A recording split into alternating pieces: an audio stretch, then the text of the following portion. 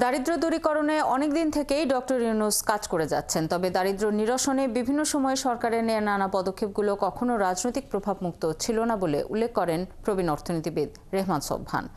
রবিবার একই সেমিনারে সিপিডির অন্যান্য ফেলোরা বললেন, ন্যূনতম মজুরি পাওয়া নাগরিকের অধিকার সেটি নিশ্চিত করতে বেসিক ইউনিভার্সাল ইনকাম সরকারকেই নিশ্চিত করতে হবে। রাজনীতিবিদদের বক্তব্য, দুর্নীতি এবং টাকা পাচার বন্ধ হলেই কেবল ইউবিআই বাস্তবায়ন সম্ভব। অনুপধিকারী তরুণ জানাচ্ছেন বিস্তারিত। আগের যে মনোভাব আছে সেইটা ইউনিভার্সাল বেসিক ইনকাম, সংক্ষেপে ইউবিআই, যেটি কোনো দেশের সরকারই নির্ধারণ করে। যেমন যুক্তরাষ্ট্রে সর্বনিম্ন মাসিক আয় $1000, অস্ট্রেলিয়ায় $2143 এবং জার্মানিতে 1200 ইউরো হয়।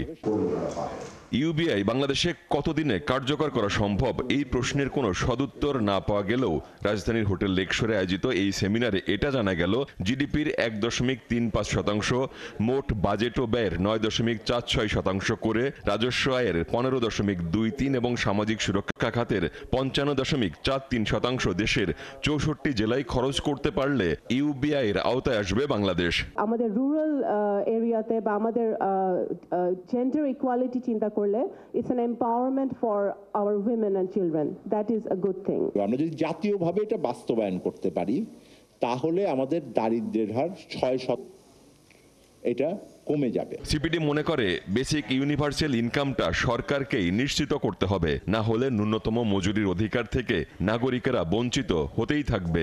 যেটা আমাদের করতে হবে সেটা হলো যে আয়টা আমাদের আছে সে আয়ের সাথে বাড়তি কতটুকু যোগ করলে আমরা একটা মিনিমাম গ্যারান্টিড ইনকাম দিতে পারি। কি কি সমস্যা আছে, এটা যারা দেশ চালায় এটা তাদের সমস্যা, এটা বাংলাদেশের নাগরিকের সমস্যা না।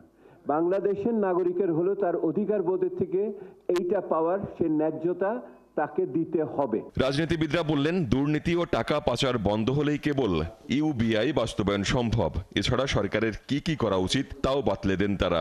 এই চ্যালেঞ্জটা আমরা মোকাবেলা করতে পারবো কিনা, পাচার এবং দুর্নীতি, সেটা যদি মোকাবেলা করা যায় তাহলে আমাদের পক্ষে এই যে নতুন করে যে অর্থনৈতিকভাবে একটা ন্যূনতম ন্যায্যতা প্রতিষ্ঠার আলোচনা তোলা হচ্ছে, এটা আমি মনে করি বাস্তবায়ন করা সম্ভব। সেটা রাজনীতিবিদ হোক আর অন্য কোনো সংস্থা হোক, যারা ধারণ করতে পারবে না এই পরিবর্তন বাংলাদেশের, আমার মনে হয় সে রাজনীতিবিদেরও কোনো ভবিষ্যৎ নাই, সেই রাজনৈতিক দলেরও কোনো ভবিষ্যৎ নেই। রাজনৈতিক প্রভাবমুক্ত না হলে হাজার পদক্ষেপ নিলেও দারিদ্র্য দূরীকরণে তা খুব বেশি ভূমিকা রাখবে না বলে মনে করেন বিশিষ্ট অর্থনীতিবিদ Rehman Sobhan. Who is going to take any this policy proposal on poverty seriously?